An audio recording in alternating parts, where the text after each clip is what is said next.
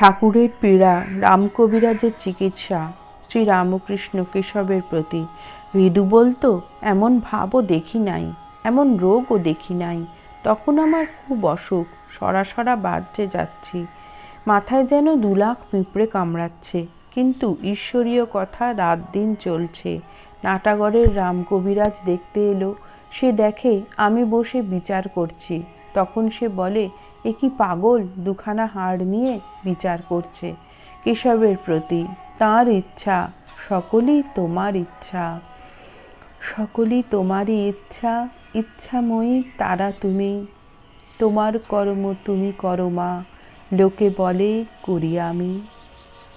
সকলই তোমারই ইচ্ছা, ইচ্ছাময়ী তারা তুমি, তোমার কর্ম তুমি করো মা, লোকে বলে করি আমি।